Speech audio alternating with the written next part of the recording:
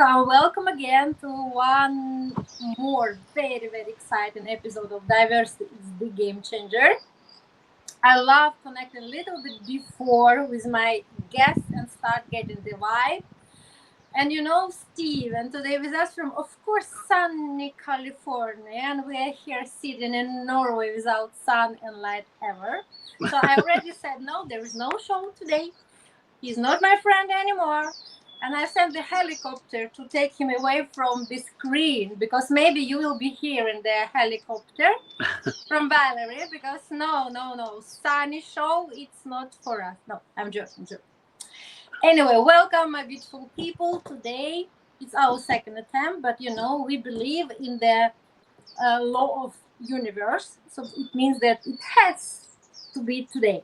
And welcome to Diversity in the Director's Chair. How inclusion drives creativity and impact. Today's our title. And about our honorable guest, today's Stephen. Okay, now it's tricky one because it's written Stefan, I believe, but he's Stephen. And it's Meier or Meier? Meier. Because it's written Meier. It's written, yeah. It's a Transylvanian spelling. Oh, wow. Yeah. Meier. Okay, now we know that. But because you see, I'm not, not offense to the blonde people, it's still joking. I'm not a blonde, I'm even brunette, but two names to memorize and say them correctly. Oh, this is big task for a girly brain. But okay, I'm a nerd. I can spell, I can repeat, and maybe it's here. But anyway, my introduction. Amazing one. Welcome. Okay, it was already welcome. Okay, welcome to another exciting episode. Of course, it will be. And in today's episode, we are diving deep into the intersection of creativity, inclusivity, and personal growth. We are thrilled to have an incredibly inspiring guest. What is that? Stephen Meier. There we go. Yes. Yay! Okay, where's my audience? Where's my applause? Yeah, right? Ah, yes. There I'll give you applause. I'll give you applause. Okay, amazing. Yeah, I'll give you applause. Yeah, applause. A prolific writer, director, and producer who's reshaping the storytelling landscape with his unique vision. Stephen is not only a talented screenwriter working with the major producers, but he's also the mind behind the coming-of-age thriller WOODBRIDGE. I love the name. And the producer, Lake George. He recently launched his own production company, Dream Factory, right? Mm-hmm. Yes. Oh, for me, okay. We talk it later about this factory who actually make all the dreams come true. With projects like the dark comedy thriller Debutants and the gripping television series Runner currently in the works. So Stephen is a champion for creating spaces for diverse voices, and his works reflect the importance of representations both behind and in front of the camera. Thank you so much for being with us. Thank you. The sun, given the smile, and all applause. Welcome to the show. Thank you so much. Thank you for having me. Yes. Okay. And let's jump. Not okay. We have this time machine, not into the future. Maybe everybody wants, but I want to use this machine to jump backwards. Okay, let's do it. Childhood, because I believe, and I'm sure every great storyteller has their roots in something deep within them, right? And then for you, Stephen, how did your childhood experiences shape your filmmaking career and actually the whole adulthood mindset? Welcome us to the kingdom of little Stephen. Thank you. The kingdom of little Stephen. Yes, maybe next your film, The Kingdom of Little Stephen. I will. Maybe that'll be my next animation film. Yeah. For me, it started with my father. My father used to tell my brother and I bedtime stories every night, like every night without fail until obviously we were old enough not to have bedtime stories. But he would always tell these amazing stories of Sir Lancelot or this other character he invented. And I just was fascinated by storytelling. And on top of it, my grandfather was a huge reader, big time reader. And my grandfather would give us books all the time to read. And then when we reached high school age, he gave us the Harvard classics. which is a collection of 50 books that Harvard deems if you read these books, you're a well-read man. Wow. So those are like the books of like Ben Franklin's letters, the Odyssey, the Iliad, certain Shakespearean plays, Ralph Waldo Emerson. So I was determined to get through all 50 of those books, right? Because I wanted my grandfather to be impressed and I wanted to read them. But I've always been fascinated by stories and a love for movies as well, obviously. But storytelling is huge in my life and always has been. So that's it. I mean, that's really where it all started, is my father. And then it grew from there into, grade school, when you could buy those little books every year from your elementary school and you get so excited. Yeah, reading's always been a huge part of my life. So Wow, amazing. Thank you for sharing your story. And you say that that's it. Huh. Absolutely no, that's it. Because if you really mean that you could be able to read all those books, and now teenagers, they barely know how actually a real book look like. yeah, Everything's digital, and then how much they can about reading, really reading like ever. yeah, So you're my hero even now, and from this storytelling, no, yes, and from all these books, like you meant, first of all, I'm so curious now. I would like, you said that if you could read these 50 books, so you're very like well-read yeah, man. They say I'm like well-read woman, right? When you, yeah. Well-read man, when you well-read say me, woman. Yeah, you're a well-read human, right? Like you're human, very well-read, right? because me, 50. You're a worldly person, right? Yeah, you should be a little bit kinder to us. Maybe 30 enough. But okay. No, I mean, but do you have your favorite, which really impact your imagination and yeah? My favorite from that collection, or just books Yes. in general? I mean, from that collection, for me, it's something like the Odyssey, right? Homer's The Odyssey, because that's such an epic tale, right? Uh-huh. It's such an amazing story, with amazing characters and creatures, and about determination and the will to get back to his wife, and it's just like this beautiful story. So it's always stood out to me because I read it then, and then I read it in high school for English class, and I read it again in college for one of my college courses, and now Christopher Nolan's making that movie, right? So he's actually making Odyssey right now, so that's kind of funny. But yeah, that would probably be my favorite out of that collection of books, right? Like, Yeah. I've always been a fan of the classics, they say, right? Mm-hmm. Whether that's, but there's like favorite books I also have of other writers that actually aren't in the Hollywood Harvard classics. But if it's got to be the Harvard classics, it's got to be Odyssey. Yeah. Gotta be it. Yeah. Thank you, Shin. It's like, even for me, like people in the reading now, in our epoch. Yes, but then my question is, because I feel like a little bit, but are you into, you love reading, right? Or you are just a reading guy, but you still love reading, right? I still love reading, but to be honest, I don't read near as much as I used to. I Yeah. read a lot. I read a lot of screenplays. Like I read a lot of screenplays. Yeah. But I wish I read more books. But I did just read a book last week for the first time Mm-hmm. in a long time, because I Mm-hmm. was hired to write a biopic of a certain musician. So I had read his autobiography.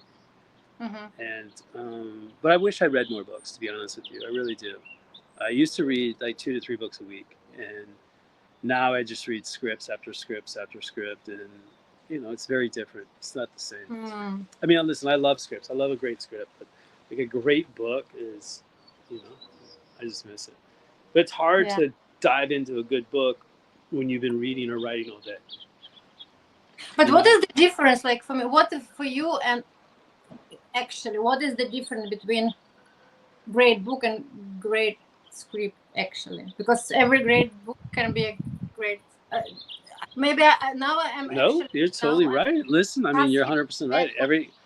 Every great book can be a great screenplay. It can. That's very true. Like, the difference is long form writing versus screenplay writing. Screenplay writing is a science, right? You have to have a certain amount of beats at a certain point in the story. Whereas a Uh-huh. book can go whatever direction it wants to go.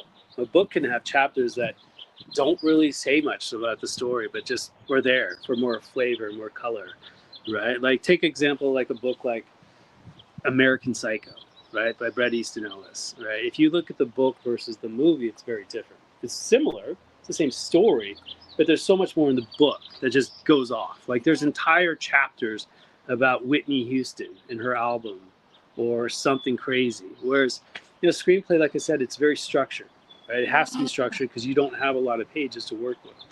So Yeah, it's right. just, and then, screenplays are mostly a lot of dialogue, right? You're driving dialogue to move the Yeah, story. correct.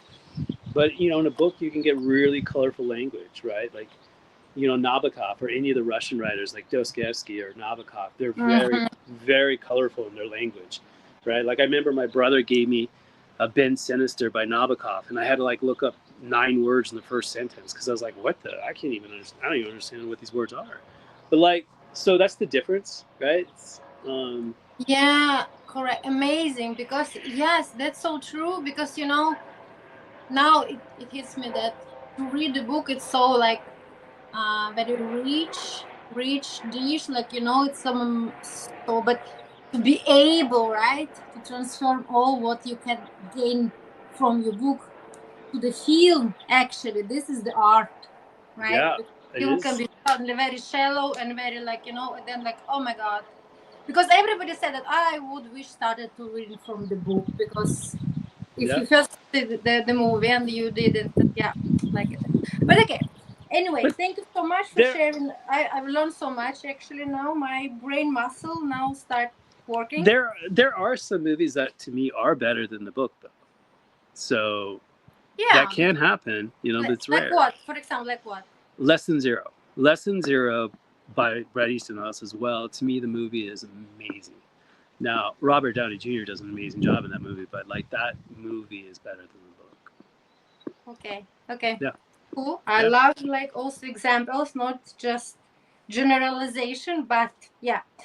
So, as you know, our show calls Diversity is the Game Changer, and my second segment and part, which is very important for me because I am a representative of ethnic minority in Norway. I am very proud of Ukrainian. I believe I'm just international person, but still being here in Scandinavia, very homogeneous society, there are some pluses, but some minuses as well. And Okay. we know like filmmaking, film industry, especially Hollywood, you know yourself, you're a literate person, that there were so many years with criticism about lack of diversity, like ethnic gender diversity and gender diversity lack in special domains like screenwriting, right? So what is your opinion about this subject and approach, and is it different how you can like watch them progress through the years, because now it's obviously some changes, right? Yeah. About diversity, equality, inclusion, but still, this is my opinion. But this is not show about me. We still have to do more. But what's actually your opinion? Maybe personal approach about DEI, especially now. It's even not allowed to mention these three. It's like, okay, it's label staples, but at the end of the day, I conducted an interview at the New York Stock Exchange right after it was like, oh, not allowed, but said, okay, just labels. We can switch the order, but the fact is that we need diversity, equality, inclusion. Yeah. What's your opinion about filmmaking industry? Well, I've got a lot of thoughts. So Please. first of all, I think I think the industry I think the industry goes too far sometimes. So I think first of all, in my opinion, starting as a writer, I think my race, my ethnicity, my everything shouldn't matter. What should matter is what's on the page. What should matter is on the story. So personally, I wish no one even knew that I was a guy. Right? I wish that you never saw my face, and I wish that my name was very ambiguous so that you wouldn't know if I was a guy or a girl. Mm-hmm. Because I want my work to be represented, not because I'm a white man from America. Right? Like I wish that's how we judged creativity, is by the creativity. Right? So Yeah. that's. But with that said, I think that listen, it's important that everyone has an opportunity, right? As long as Yeah. they have that talent, they're credible, right? I mean, I was lucky enough to grow up traveling the world, right? Because my father was in the military, so every 2 years we travel all over the world. So I've been all over the world many times over. I lived in Germany as a little kid. And then after I graduated college, I traveled the world for 3 years. So I've seen so many different cultures and customs. So for me, it's a global place. So I want to see everyone that I've seen represented in whatever capacity they want to be, especially if it's something where you're chasing your dreams, right? Yeah. With that said, I don't think Hollywood does a great job. I think Hollywood chooses a few people, right, and champions them. And then sometimes they go too far, to be honest with you. Sometimes they say, oh, now we need to go complete diversity overhaul, and now we're not going to hire white men writers, right? Or we're not going to hire this because we did that for too long. So now we have to do this. And I think that is just stupid, right? Like I didn't get to take advantage of that a long time ago. Like, so I just think it should be based off your merit, right? If we just base things off of merit and what you can do, I don't care if you're black, blue, an alien, right? I just don't care. I feel like everyone should be based on their talent, right? And everyone should be given an opportunity. And I think that we need a lot of these people in Hollywood that have been too comfortable. Executive positions probably should just get fired. And we need to bring a whole new, younger group in that grew up with this, right? The younger generation doesn't see color, doesn't see that as much. And I think if we had that, some new blood, we'd be in a better place. That's how I feel. Amazing. Thank you so much. It gave me such a new perspective. It's actually so true because I have this picky mind, selective listening. Now, first of all, try to actually learn to listen. I am very maybe good talker, Yeah, same. not Yeah. that good listener, and I deliberately now, like sometimes I want to interrupt. There's like, Valeria, I have to listen, and that's how when I read deeply into what you're saying without what I'm going to answer, that's like selective. I love the quotes. Like I really love what you said now that I actually want people who would be watching my film or like reading my book or experience my product, great product with quality, even don't know whether I'm lady or Yeah. male, alien or black or white or Hundred whatever, right? percent. Yes, amazing. So So it think gives me about so this. much sense. When you, for example, there's certain film festivals that you enter now, and when you enter, it asks you, "What is your race? What's your ethnicity? Are you male or female?" Right? Why is it asking me that? It Exactly. shouldn't matter. What you should be watching is my movie. You watch the movie, right? Oh, did you like the movie? But we're not. We're getting to the point where I feel like now we're almost discriminating over certain people because we're trying to make up for all that we didn't do, right? So we've gone completely the other way, and I Yeah. just don't feel like it's balanced. And I feel like again, base base things off of people's talent. And I know that's easier said than done, especially being a white male from America. I understand that there's a lot of privilege in saying that, so let's make that clear that I get that. Um, but at the same time, I mean, I guess that's what I wish for. Maybe that's just a big wish, right? But yeah, I mean, But listen, no, they can always do more, right? We can always do more. That's just the truth, right? that's just the true, and I'm so agree with you that it is like you said now maybe a big dream or wish, but everything starts from the big dream and wish. And Yeah, because we know as well that until you don't work your dreams don't work, but if you don't have your big dream and wish in the first place, then at least then happens nothing, right? And yes, I know what you mean, like you're wild male in this industry, of course, and people believe then it's kind of easier for us, and yes, at some point of view it's easier for us, but sometimes it can play opposite, like you said. Now it's overdue, it's like another part, like sometimes it's so substitute or artificial, then we have to do just that, and suddenly wow, no, radical, then we now like DEI, it's not allowed suddenly even use those. yeah, It's okay, it's another subject, it's political conversation, but I mean, yes, and for our kids, I can see even, okay, we can talk a lot about social media and how harmful they can be and everything, but people and kids in our generation, like,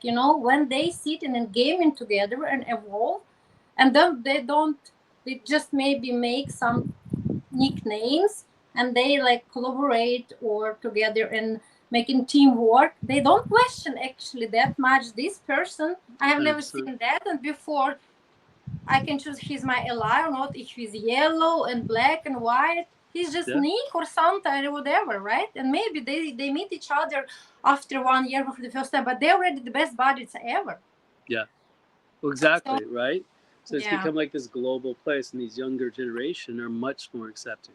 So yeah, we got to get rid of the old guard. We got to get rid of the old 70, Yeah. 60-year-old white people sitting in the offices. And, Exactly. You see, yeah. because for me it was also like I like special maybe quotes or just small special words, because now I'm actually sitting and working with this special chapter in my PhD, and it's about diversity management. It's general culture and neurodiversity, and exactly coding. And then you take a lot of interviews and take these pearls and gems, right? And then it was exactly now I was like coding one interview with one person, and we were discussing the same issues, and then it was like something which was kind of allowed for me but not for him, and then I said, oh yes, Jack, because it's my cuteness, and he's like, no, Valeria, it's your whiteness, it's not cuteness. I said, oh, okay, it's still like that. He's, yes, Anso tuned in Miami, and he's a very talented black professor, right? And we were like collaborating with this subject, and I was like, yes, maybe it did that, but this is my cuteness. He said, yes, you're very cute, I agree, but this case, not your cuteness, it's your whiteness. I was like, oh my God. I mean, that's still a thing, right? Yeah, it is. And for me, on the other encounter, I was so surprised. When I moved to Norway, I had 3 grand step kids. I never called them step kids because I was really engaged in their upbringing, right? And it was many evenings before I put to bed one girl, my daughter. She was 9 years old now. She's a lady. She's 27, right? And we were like talking about the school day a lot. And she was talking so much about one special guy. His name was Prince. I like, oh my God, Martina, Prince is such a magical name, Prince Charming, like, And I was like, okay, that guy really, it's his nickname or name? No, his name. And then it was a school show where I came to support her, and she's like, Mom, Prince, he will dance in special Michael Jackson moonwalk. I was like, oh wow, okay. And then first time you have no idea, because I made in Soviet, I have kind of also like prejudgments or something, right? So, and suddenly from all this, because it was many classes, it was, but I knew Michael Jackson moonwalk, like music lyrics, and then Prince came on the stage, and like, and it was a black guy, very beautiful, handsome young gentleman, of course, dancing amazingly. And for me it was first time hitting me that he was actually the black guy, and we used to talk about him like 3 months, and she never ever used this word like black or something, because for her it was not even an issue, but not even like, why she should mention it. Yeah. And I was like, oh wow, she never thought that. I was like, I was so happy to experience that. Now young generation, they just tell about names, that's it, but not like Blake Chinese or something. But I was like, oh Valeria, you have to change, it's your problem now. But okay, perfect, thank you so much for this. And now I would like to jump about your career and your projects. I'm so proud to read. Now I'm sipping up, because now really I would like you to shine and tell me please about your career, your achievements, and there are many of them, and about your previous projects, projects you are involved into now, and how actually this, maybe you can also touch a little bit, maybe this subject we've been conversating, how you were trying to address them through your career, through your projects. I mean, diversity, quality, or you already mentioned that the most important is it's quality of the product. Nobody should understand your wild made behind. But can you tell us about your projects, your career, WOODBRIDGE, and all this amazing shows you have made. Thank you. So I mean, I started out as just a writer, screenwriter. Like all I wanted to do was to be a writer. I didn't want to bother myself with all the bullshit of production in that world. But over the years, you just learn more about filmmaking, and you start to have different ideas and different thoughts. And also, I'm a very visual writer, so my screenplays are very visual. So I see them when I write, just as I would as I direct them. And it was around COVID time in 2020 when I realized everyone has this saying in Hollywood, hurry up and wait, right? Because things just don't go quickly in Hollywood. Like people just take forever to do things. And I am just not that type of person. Like I'm like, well, let's just go make it. Let's just go get it done. So I became a producer out of that, right? Out of necessity because I didn't want to wait around anymore. So I was like, we're just going to get all the right people, put it together, and go make it. And that's what we did with WOODBRIDGE. And WOODBRIDGE was a story that was inspired by true events that happened to me in high school. And I knew I could cast up and coming actors. I could shoot it actually where I live down here in California. And, just it was a really cool indie film. Like I grew up watching indie films and I wanted to make a true indie film. And when I say a true indie film, I'm not talking about millions of dollars. I'm talking about shoestring budget, and making just a great film.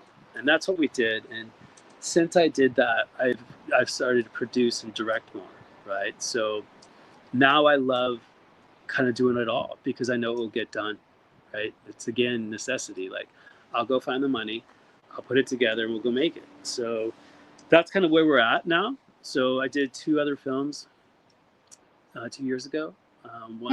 One that was just in theaters here in the United States, Lake George. So I produced that film, and then I produced and wrote and directed another film that we're literally finally finishing the editing now. It's been a long, long process because it's a story that I was brought on to fix the movie 2-3 years ago that they had shot 10 years ago. Okay. So it's been this long going process to try to fix this, but we're almost finished with that. That's with like a world famous musician. So I actually go up to LA tomorrow to meet with the post production studio to finalize that. So there's that, and then I've got more projects that I'm trying to direct right now. So my next project is called Debutantes, which is around the world of debutante balls, right? Okay. And I don't know if you're familiar with debutante balls. Yes, yes. Yeah, they're very big in the South here in the United States, and they're Oh, basically okay. it's almost like the richest way of presenting their daughters to society, right? Like these big elegant balls, they wear these gorgeous dresses and gowns, and they have to do this bow and everything, and it's this over the top thriller, dark comedy that I'm making. And that you talk about diversity, we have 6 main characters that are girls and then 6 main characters that are guys. Okay. So of course we'll have a very diverse cast. Yeah. We'll have a cast that represents what you see in America, right? So that's a big conversation that we're having right now is diversity. So yeah, I am excited about that one. I've been wanting to make that film for a long time. It's a very special film for me because it kind of came out of like this darkness period of my life. So I try to do something good with that time and make this. So we're doing that as well as a TV show that we've been trying to make for a long time about the music industry, which I'm really excited about. It's a very raw, visceral, and like primal look at the music industry. It's like, it's like a Euphoria, but in the music industry. And my partners are are in the music industry. So we're doing that now, and we're supposed to, present it to HBO and Warner Brothers here in the next couple of weeks. So we'll see what happens. But beyond that, there's all thousands of other projects that I'm constantly trying to make. I'm trying to make one about the Native American reservations up in Pine Ridge in South Dakota. I'm trying to make a horror film called Open House. I'm doing an EDM heist movie with Dimitri Vegas, who is a big, DJ that does Tomorrowland over there in Belgium. So all different kinds of projects that we're trying to do. But my next immediate one is Debutantes. And then I'm also producing a film in Bulgaria, which I'm excited about because we're shooting in this really beautiful coastal little town in Bulgaria that's just gorgeous. And it's a really fun script. It's a cool script. It's a thriller. It's a very, like, you know, easy film to watch, right? You just kind of get entertained, and, you know, very small cast. But that would be a good time because it's like a full 5 weeks over in Bulgaria at this cool little resort. Amazing. You know? Yeah, so I'm excited about that. I want to start doing more projects where internationally, like shooting internationally. And also because it's just easier to shoot internationally, to be honest. Like, Yeah, you it's know, maybe less competitive than it's not competitive. It's just less expensive. I uh, mean, it's very, like, you know, most countries have got great tax incentives, and they're cheaper to shoot, right? Like Bulgaria is like 10 cents on the dollar. You know, like, for example, you can't shoot in California. California's way too expensive to shoot here, right? And which is crazy because that's where the home of Hollywood. But no one shoots here. No one shoots here. You go to the studios right now; they're empty. So everyone's moving abroad. So yeah, so I would like to start doing more international things, also because I have more international stories like I'd like to tell, right? Like I have a dream project I would love to do in Northern Ireland. So we'll see. amazing. So maybe if one time you have time, inspiration to do a story about one Ukrainian girl been living in Norway and have experienced a lot of up and downs, but like the most great light always comes through adversity, darkness of adversity. And actually, my podcast, believe me or not, I started accumulating my ideas while being in mental institution last fall. Wait, Because what? because I have Wow. OCD and I have sometimes very severe episodes. And my severe episode, last one, was in August because I've been also involved in the way too much projects.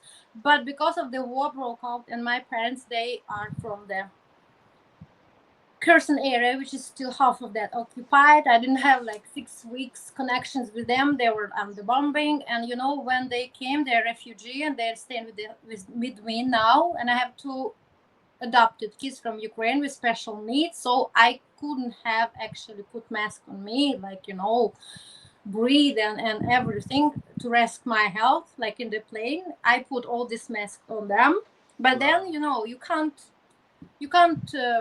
fake with your health. So 2 years kind of put myself together, right, to survive, Wow. just survive. But you can't pour from empty cup. So actually, I knew I had OCD, and sometimes really very bad with intrusive thoughts, really really intensive. Like Hitchcock could be really envy me because sometimes my intrusive thoughts, I can call you, you can just start writing, then screenplay is ready for horror, basic. But this is my life sometimes. So one day I just stopped all my projects, like some international model. I have like a lot of advocacy, sustainable fashion, and PhD and everything. I came home and I drove to mental institution. Said I'm responsible mom. I'm responsible member of this society. I'm so bad now. I haven't through the thoughts 24/7.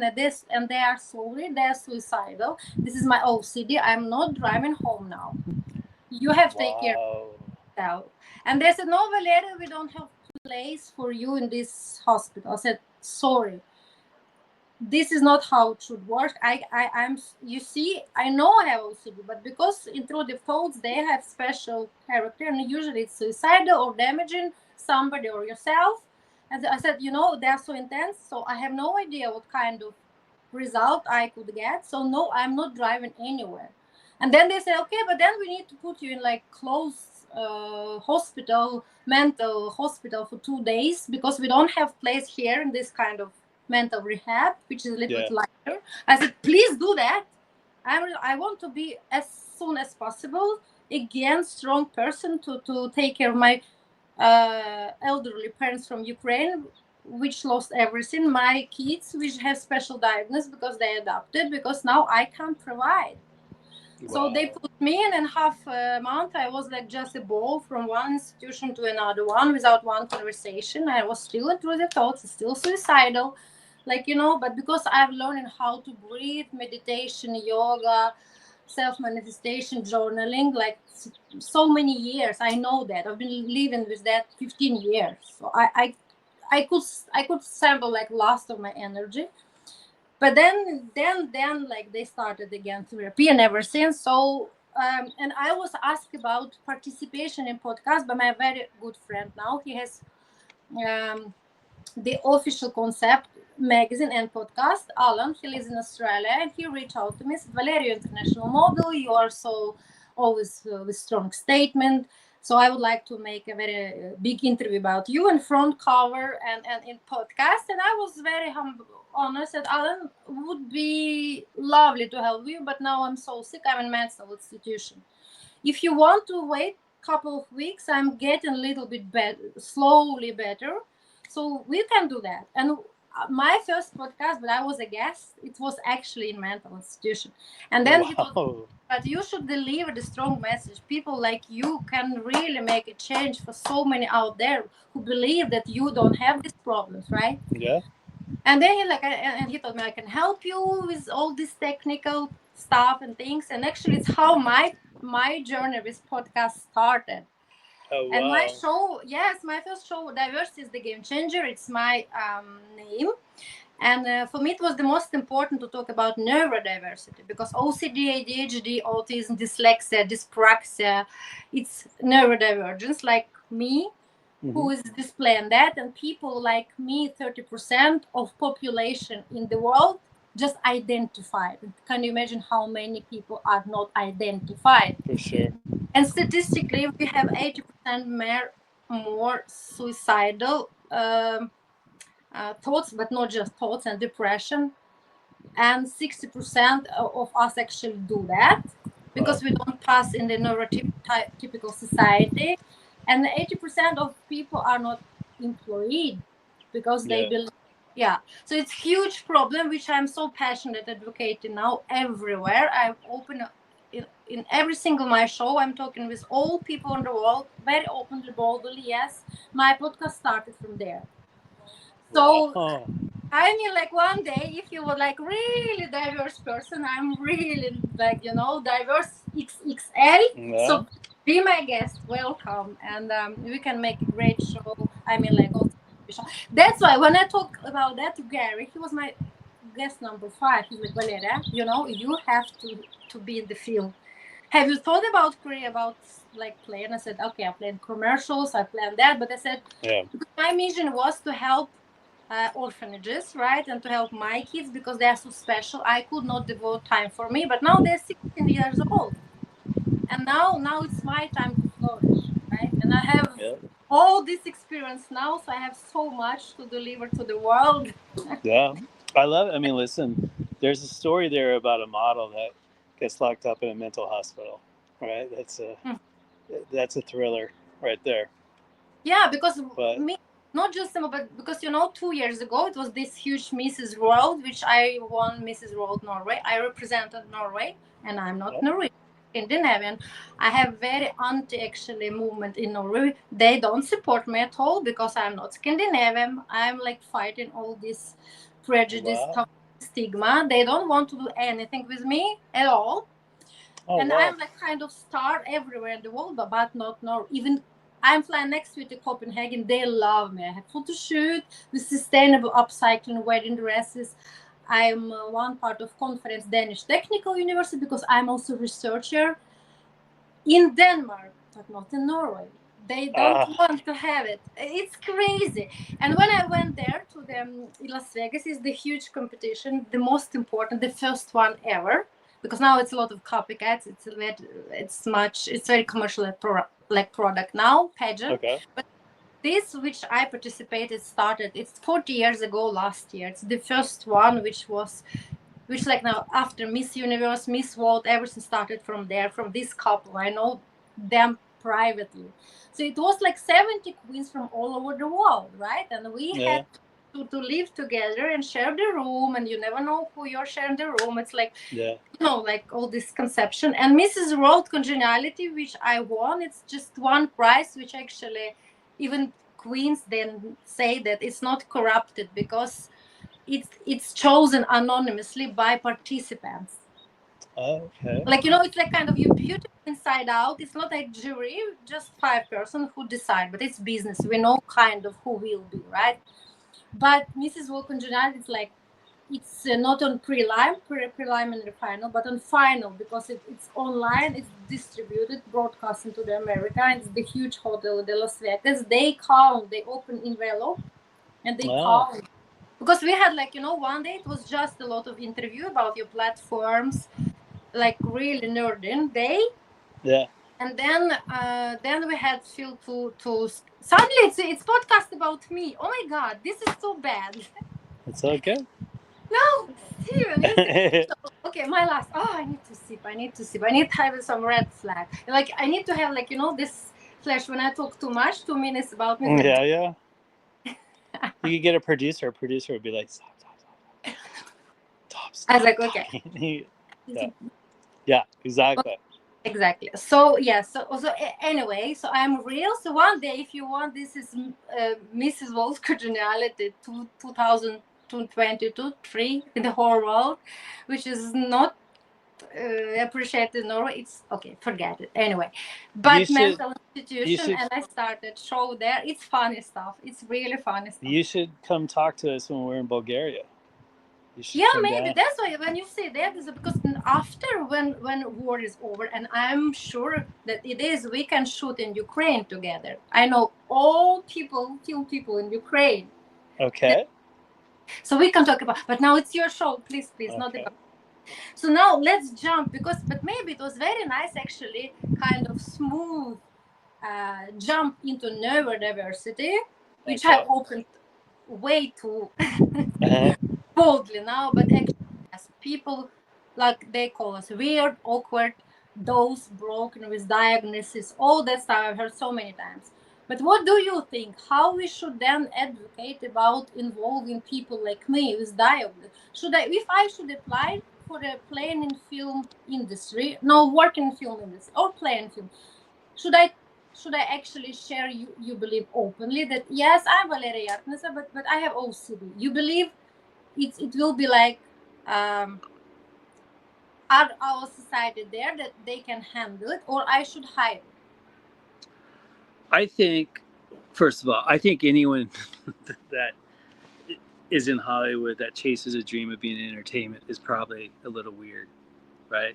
You got to be crazy, right? You have to be a little bit neurodivergent to do these kind of things, right? Like I think I'm probably pretty crazy, right? Like I talk to myself, I have full-on conversations, you know, like I can entertain myself for days. I think neurodiversity is becoming more accepted, to be honest, than probably diversity, to be honest. I think, like you mentioned right now, there's so many people that maybe have identified themselves as that, but there's so many people that have not, that probably would be identified if there was some kind of test or what have you that would say, oh, by the way, you have ADHD. Because, I mean, let's just be honest. I think about where I live today and all these high school students. There's so many kids here that are stressed out and they're on pills or they're seeing therapists because they have ADHD or ADD, right? Like, so that's very popular now. Like, it's crazy. I think there's crazy statistics now about kids with ADD, ADHD, and all that right now. Like, the rise of it is like shockingly high now, right? So I think it's very way more accepted, like way more accepted. And I think I think it's like, for me, that's the one thing that I do feel like we've kind of opened our arms about, especially all of that, to be honest. Like everything's changed from when I was a kid, right? To like actually being able to talk about your mental health. And, because you just talked about that great story with what happened to you, which is a real personal story, but it's very powerful because there's so many people that think on the outside, oh, that person looks like they have the perfect life, right? And you have no idea what someone's going through. And that person could be literally one inch away from wanting to end it all, right? Like I always say, when you see someone, you always should say, hello, hi, how are you? Because you never know what that might do. Maybe that's just the one thing they needed to hear, or just that simple question, how are you? Like no one really asks that question ready to hear the real answer, right? I always say, don't ask the questions in which you're not prepared to hear the answers, right? So if you're going to ask someone, how are you, get ready if they truly are going to answer that. So I think we have become better with that and better with neurodiversity than other things, to be honest. And I think Hollywood has, because there's many Hollywood people that are very, some people are straight up on the spectrum. Some people, have all these things. And I mean, I literally just ran into Jonah Hill right before I came back to get on this podcast. Mm-hmm. And, Jonah Hill would identify as that, right? Like Jonah Hill will no longer do press tours, right? Because he gets too stressed out. So now if you're a studio and you're hiring Jonah Hill, he's telling you, I'm not going to do that. I'm not going to sit there and travel with the film. So I think we have become more acceptable to that. So that's the one thing I would actually say Hollywood's doing all right with. And I think we're seeing more and more characters. Like when people write characters, you always write, as a screenwriter, you always want to have 6 things that a character should fix, right? Okay. So there should be 6 things about a character that are, need to be fixed, need to be addressed, make them interesting, right? So I think a lot of times when people are writing, someone might say, oh, this character has ADHD, this person has this. So I think you see that a lot more. And I think about the films I watch now, the TV shows, we're seeing a lot more of that.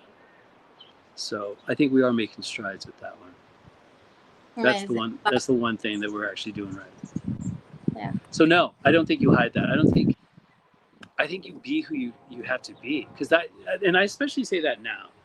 I actually think, especially with the Gen Z and millennials, they're craving authenticity and genuineness, because they don't have that. They're growing up in this world of this bullshit TikTok and Instagram filters where everyone's life is this highlight reel and beautiful and this and that and influencers, right? Like there's nothing real, right? And I think people want real. They want to see this beautiful woman that was Mrs. World say, no, I just went to a mental hospital and told them to check me in. Like that's real. That's like, holy shit. Like, oh my God, that's a big thing, right? So I think people want that. I think people crave that because it makes you real. It makes you a real person, So, yeah. Thank you so much. And now you see, welcome. I'm so obedient. You did good job. I know this. I pretend I am very good with my imagination. My OCD sometimes helps, actually. Yeah. Yeah. You did great job. I saw job. this producer, like you said, so I wanted like so many times, like right. I was like, you did fantastic. So zen, yeah. But thank you so much. And I love quoting you after, like and put in my neurodivergent brain. And it's true that I'm so agree that people now create special this generation, but everything is so constructed, everything so faked, and all this not real, delusional world, surreal, which doesn't exist. My kids know that mom on Instagram and it's cool, tiger mama, because I have to be for them there, right? So it's totally 2 different personalities, but I try actually to keep my integrity and to be the same, because I'm very open, boldly. If I'm engaged with any activities, I am myself. I said no, this and that and that, but again, not about me. And I love the quote you said that is true. Actually, you have to be concerned about asking people, how are you? Yeah. Because people still, how are you? They already, when you start approaching, actually maybe answering the truth, they already 5 meters. Yeah. They never cared actually to even listen, right? Exactly. Then you should be prepared, because me sometimes, like if I see the person like that, he at the first place never wanted, actually never cared how.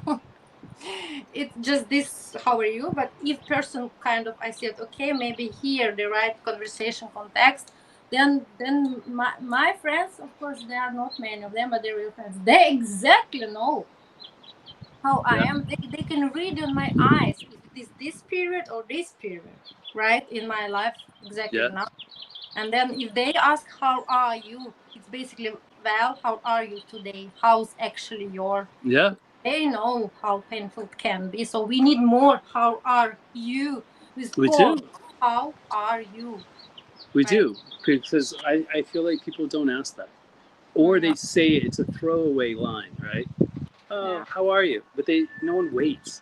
No. Because what if that answer is, I'm not good, I'm going to kill myself? Whoa. Like that's a lot. That's heavy for people, right? Yeah. So it's I think about that quite a bit, right? You know, because I walk around. I live in a little beach town. I walk around everywhere, and you always see people, and we have a real sense of community here. People are actually really like compassionate, right? Mm-hmm. People actually want to get to know you and see how you are, and I find it so different from when I lived in LA, right? Yeah. Like no one gives a shit. All people care about in LA is who do you know, and how can you help me get my career here, right? Yeah. It's like, and it's not real. So No, they may immediately who you maybe know, some maybe know, some maybe know, right? That's it. yeah, But here, right here, right now, actually, what matters, right? yep, Not yesterday, like breathing. You could not take breath from past, and you cannot breathe in the forward. Here and now, what we actually have, people don't care. yeah, Oh my god! But it's about consciousness, awareness. Yeah, it's another level of, you know what I mean, yeah, awakening mind. 100%. Thank you so much for actually even listening. How am I? You gave all this space to me. Thank you Of for being course, you're so welcome. kind, yes, and genuine. And yes, I love all these gems which I took from you now. That the first one, and I would like to repeat a little bit for my beautiful audience that that's true. You it's basically the best. Then when person who is experience your product even don't question, okay, behind that was it really impactful because this is white guy or white girl or girl or yeah, it's the most important. We need to try actually to contribute to the society and world, right? Without questioning gender and everything. How we can make something good for other person without that actually being that and that and that. Yeah. And then about how are you? I love that. So maybe our podcast title will be how's you? Sure. And like be ready for the answer. Yeah, Yeah. that's fantastic. So so that's what I just want to, of course, thank you so much for and the most important we can give to each other, you know, it's precious, it's our time and real genuine intention to listen and conversate and make dialogue, right? Yeah, Yeah, 100%. for each other. So I'm so happy you've been for me this time. I Well, hope one day we can meet each other. If not, that already we made this momentum, right? And ripple effect. It's the most important. I wish that much luck for you and your beautiful wife with all your projects you are doing together. It's all. I already feel that you're doing so great change for this world. So what my conclusion? No, I forget, of course, for this little beauty. She now, instead of my producer like this, she's like well she's staying like ding ding ding. Okay, no, I start with Magic World, little Steven, Kingdom Little Steven, and this one, of course, I bought this in Marrakesh. This little pink, you can't see, but actually it's great helper. She's very tough. She's small but tough. Okay. And you know, right? Which storytelling and imagine, yeah, which fairy tale she came from? What, Aladdin? Yeah. Three Little Wishes, yes. Exactly. And let me be your genie today, but a little bit more conservative. I count 3 wishes for every guest. At least she wants to make a very nice wish for every guest, so it will be one. So what would be your Steven for today for this lamp? What's my wish? Yes, that she can make for you happen. Can be for you, can be for people. Sorry about that. You there? No, it's okay. Maybe Hello? somebody called. Okay. Are you there? Yeah, I'm here, and we're here. Did we lose you? No, I'm here. Can Did I you lose hear me? you? Hello? Hello. What happened? I can hear you. Hello? I can hear you. I don't know what happened. Someone called, messed up my whole phone. So my wish would be that everyone asks that question, that everyone asks someone that they come across, how are you? And are ready to really truly listen to the answer. And actually truly mean it when they ask that question. Oh my God, this is so powerful. I feel goosebumps now. This is amazing. I'm joining all my fibers. Thank you so much. It was this, and then my wrapping up. pleased my beautiful audience and people. So thank you for being with us also today. And remember, today we could hear Stephen's perspective reminds about how are you and how we have to be more authentic, compelling to it's how actually the storytelling and every single story cannot be little. Like a little bit of change, just how are you per day and listening can make so great ripple effect, right? So, and remember, the stories we tell shape the world. It's up to us to ensure that these stories can be heard because every Yeah. single voice is unique. So thank you for being with us. Stay tuned for more great conversations. I hope it was inspiring. Yeah. Maybe okay, maybe my audience they could hear again a little bit, not a little bit this time about me and my special story. But I hope, I pray, if once even one person can listen to me, to you, and understand and discover that okay, we oh wow, these two persons gave me much hope, less hope, little bit of hope to be compassionate, to go outside, ask how are you, one person, listen. Maybe this person can change actually just with 2 minutes the whole meaning of the day for this person and the life. We never know. Like you said, we never 100%. know what people dealing with, right? Yeah. So it's how it works, this effect. So thank you so much. And I already gained a little bit sound through you. Good. Good. Even just desktop, but through the screen. Uh, so I wish you a beautiful day. Thank And you. I wish you a beautiful night. And thank you again for having me on. And I hope that we do come across each other one day. yes, me too. Let's So, do it. Then first of all, when we meet each other, I know exactly what you and me we can ask each other at the same time, and it will be how how are are you? you? Okay. Okay. Perfect. Bye Thank bye. you. Bye Thank now. you. Bye.